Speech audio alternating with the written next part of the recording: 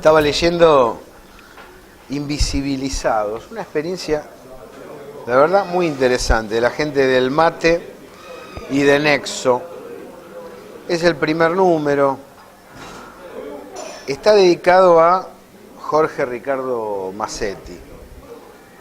Se llama Invisibilizados la revista porque la intención que tiene es desarrollar coberturas, análisis, información sobre aquellas figuras de la comunicación y la cultura que no han tenido el reconocimiento, el homenaje, el desarrollo público adecuado. Por ejemplo, Massetti, y analizarlo a pleno. Así que felicito a los amigos del Mate, les agradezco la invitación a participar de esa revista y nos zambullimos en la mesa de periodistas de hoy. Le damos la bienvenida a Joe Cornejo. ¿Cómo estás, José? Bien, Gaby, ¿vos? Bien, muy bien. ¿Cómo nace la Paco Urondo? Contale a la gente. Bueno, la historia de la agencia ya tiene Gracias. 9 años, ahora en diciembre van a ser 9 años desde que empezamos. Éramos parte de su fundación, de Secretaría de Comunicación del Movimiento Evita.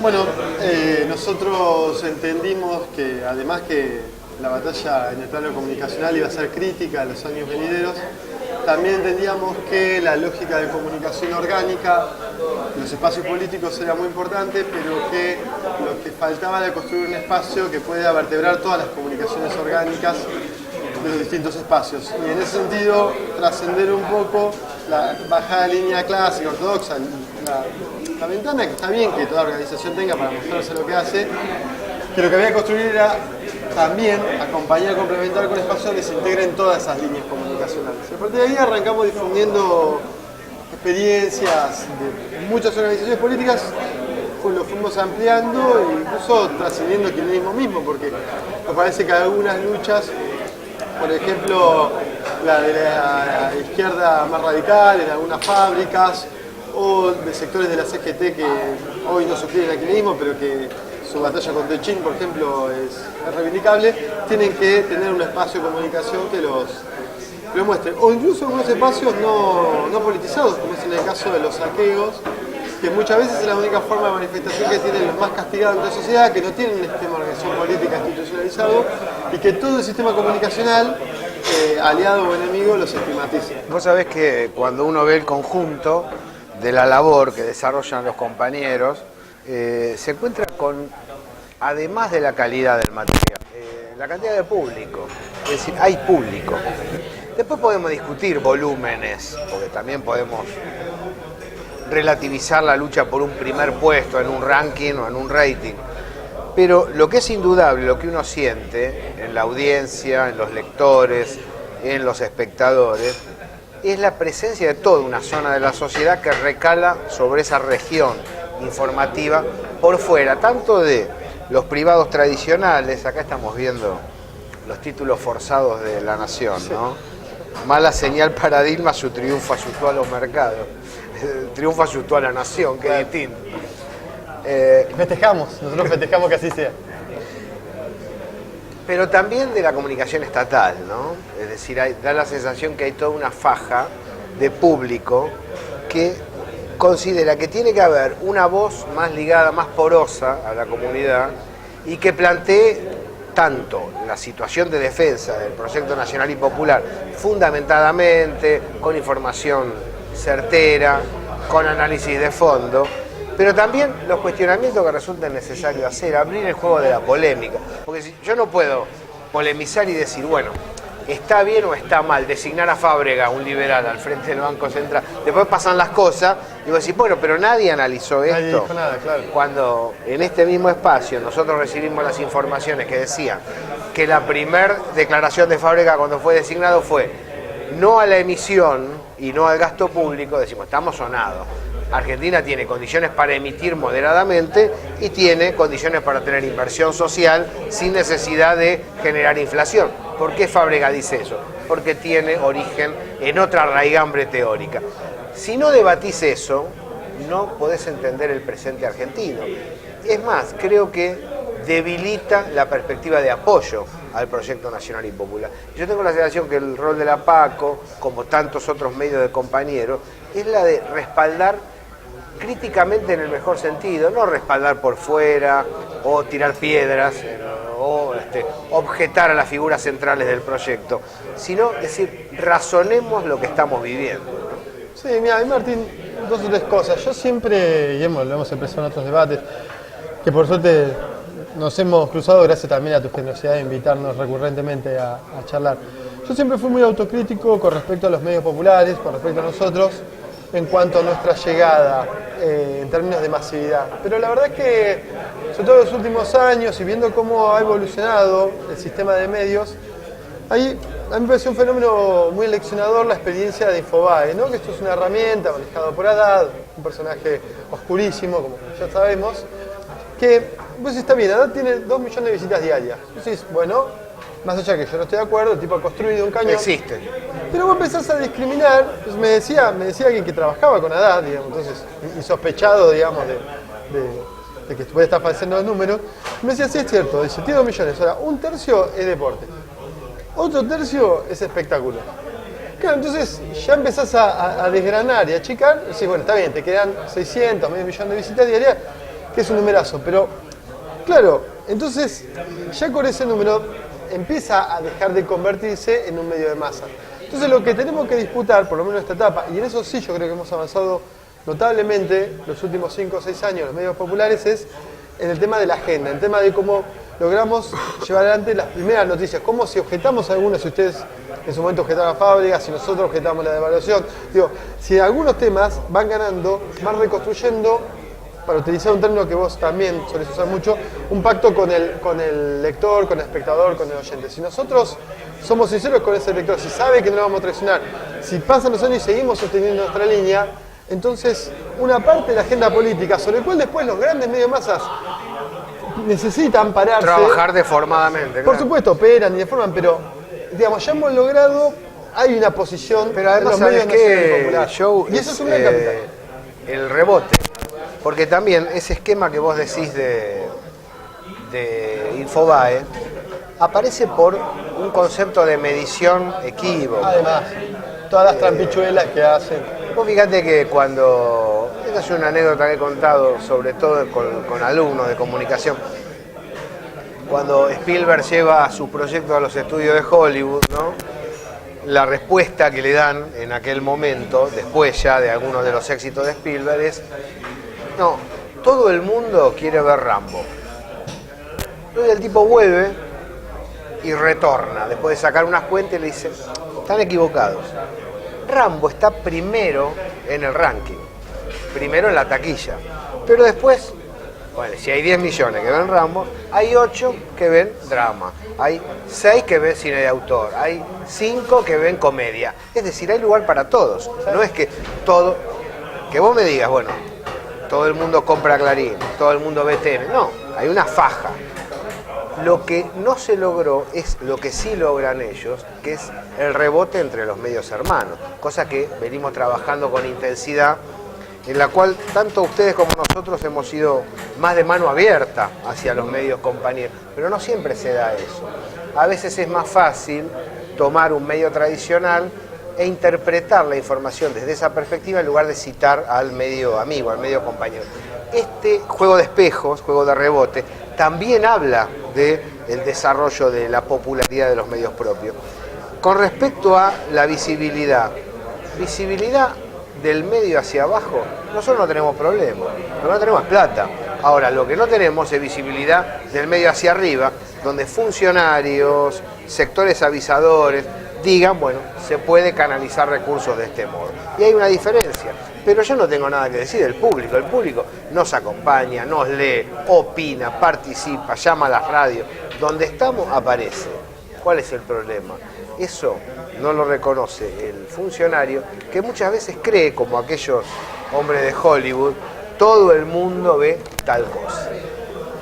Sí, bueno, nosotros tenemos, no sé si bibliografía ya publicada en contra, o problematizando al menos, el dispositivo que se estimula a partir de 2008-2009, sobre todo en el caso, digamos, hay un caso emblemático que es el grupo Bird y el grupo Spolky y todos sus límites. Nosotros hemos escrito mucho ya sobre eso, sobre todo insistiendo sobre los límites, pero hay además elementos todavía más nocivos, la alianza con el grupo Vila Manzano, en el caso de la capital de Rosario, Sí. de Mendoza, el grupo IC, que es monopólico Santiago del Estero, y que todavía uno entiende que Clarín tiene que ser el que se acomode primero a la ley de medios, porque si no agarramos el más grande, poco podemos hacer con los chicos, pero que el grupo IC, en caso de Santiago del Estero, también hay que empezar a controlarlo.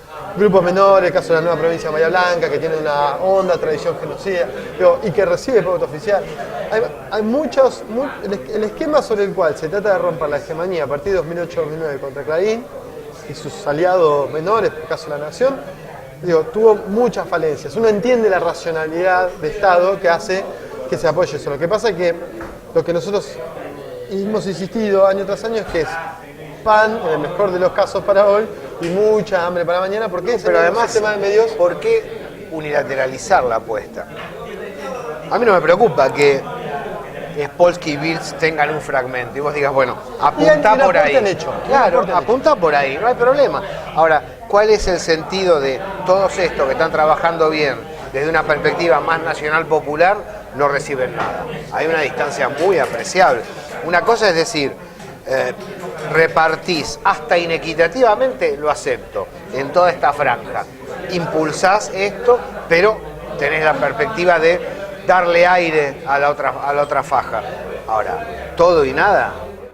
Sí, y además, ¿cuál es el sentido? Y hay otros límites paraeconómicos que a veces las grandes empresas no son problemáticos porque tienen volúmenes de dinero que se pueden financiar en el tiempo, pero muchas veces los retrasos en los tiempos del Estado para pagar, todas esas cosas terminan siendo onerosísimas para que no tiene aguante, para los espacios pequeños.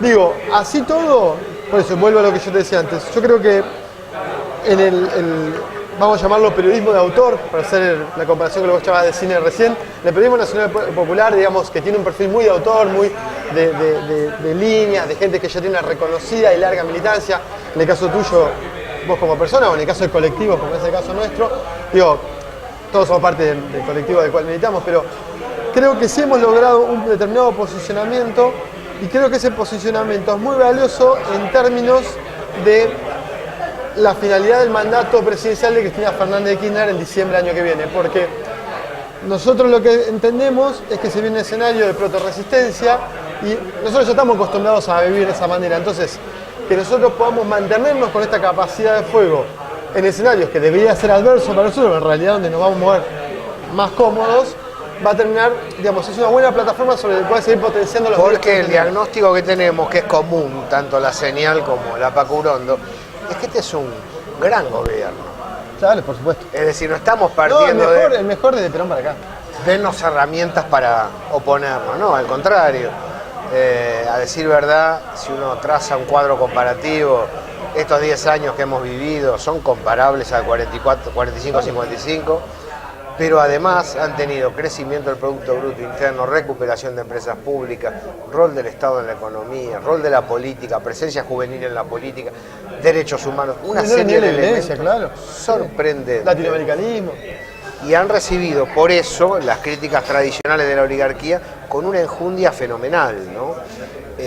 En ese sentido, lo que se solicita son herramientas para poder desplegar este tipo de reflexión que está relacionado con el quehacer cotidiano. Yo diría para potenciar las que ya hacemos. Claro. Sí, por eso me parece que, por eso yo siempre cito, porque lo hemos cruzado en varias mesas. Por lo menos mi diagnóstico siempre era muy autocrítico.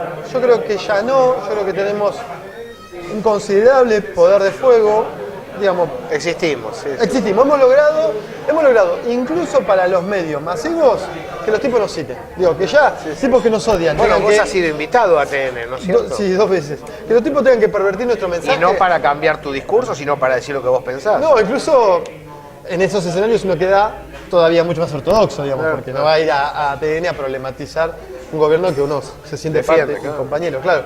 Pero, digamos, de hecho es una posición cómoda, digamos, uno va a hacer el más que necesita todo lo que necesita, y en eso, en TN no voy a, como si uno estuviera discutiendo, no es la misma comparación, digo, pero si uno está discutiendo con el aparato represivo, no vas a matizar sobre los límites de los organismos de derechos humanos, digo. Totalmente. Hay una línea muy clara que separa unos de otros. Ahora, digo, hemos logrado construir algo y me parece que esa carta, con todos sus límites, es una gran plataforma para poder sostener las conquistas que este gobierno ha alcanzado en los últimos 10 años a partir del año que viene. Me parece que hemos logrado algo, hemos logrado un escalón sobre el cual pararnos. Me parece que eso es muy valioso porque el escenario venidero, es cierto que la salida de la compañía de la presidenta nos debilita como campo popular. Ahora, tampoco es que incluso con la llegada, el peor escenario de Massa o de Macri, y no con esto reivindicaciones digo, pero incluso con delegados directos al establishment, tampoco llegan en condiciones de poder hacer una revolución conservadora como la de Menem entre el 89 y el 91. No se puede. En ese protagonismo que vamos a tener, corrida a la hojarasca de medios que han sido aliados tácticos, pero que no son aliados de fondo, hay un gran espacio para el crecimiento nuestro, para seguir acumulando en términos comunicacionales. Y Cristina se va con una alta imagen positiva. Sí, sí, termina sí. Poliarquía, leía los datos. Sí, reconoce que Es alta la... no va a ser candidata, pese a hay reclamos importantes para una reforma constitucional. Por lo menos en este semestre no se va a dar eso. antes de fin de año no. Vamos a ver qué sucede con posterioridad. Se habla de Scioli como principal candidato, se habla de un Scioli que mide bien en la interna, pero después derrapa parcialmente en la nacional, porque el voto juvenil que en la interna va a recalar sobre Tayana o sobre otros candidatos, Randazzo y Uribarri, en la nacional no necesariamente va a acompañar a Scioli. Va a haber un esfuerzo importante, hay una variación entre los porcentajes de interna y de elección general, pero aún así el Frente para la Victoria en cualquier circunstancia sigue siendo la fuerza más numerosa, la fuerza que cataliza exactamente. ¿Te imaginas una posible derrota del Frente para la Victoria? El último dato nos dice Oscar Gómez del Movimiento de Periodistas Peronistas. En cualquier escenario gana el Frente para la Victoria, en cualquiera, en el mejor, en el peor, con el mejor candidato, con el candidato más discutible. ¿Te imaginas una perspectiva de derrota del Frente? Sí, no, yo creo que sí. Yo creo que hay un escenario hoy de 4/4, bueno, se resintetiza lo que vos ya dijiste. Hay un escenario de 4/4, un cuarto para Scioli, uno para Massa, uno para Macri, un punto más, punto menos, y un cuarto vacío que deberían ocupar una coalición radical que por su propia incapacidad se neutralizan entre ellos mismos. Siempre teniendo en cuenta, ¿no?, lo que voy a decir, lo malas que son las encuestadoras. Digo, en Brasil hicieron un papelonazo con los números de Marina, sí. Digo, una vergüenza, claramente son operaciones políticas de poca monta. Dicho esto, yo creo que sí, que hay un escenario muy delicado, muy difícil. En términos personales, yo no creo que Scioli sea un compañero. Ahora, tampoco lo puedo igualar a Massa y Macri porque la coalición que Scioli va a terminar encabezando no es la misma, en la cual muy posiblemente está el Frente para la Victoria.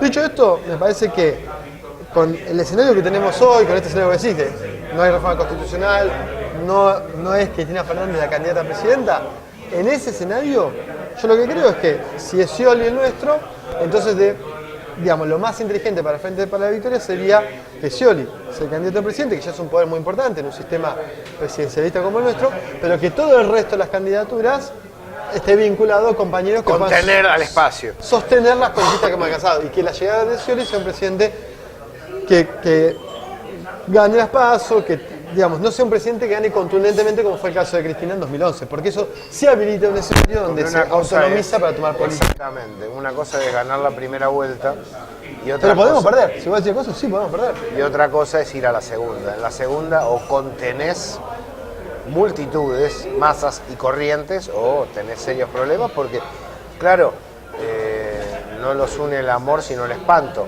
El antikirchnerismo congrega a fuerzas que no pueden organizarse en otro sentido. Sí, desde el antikirchnerismo hasta el aburrimiento, hasta una lógica propia del capitalismo financiero de este siglo, que es lo nuevo por sí mismo es bueno, ¿viste? Cosas así.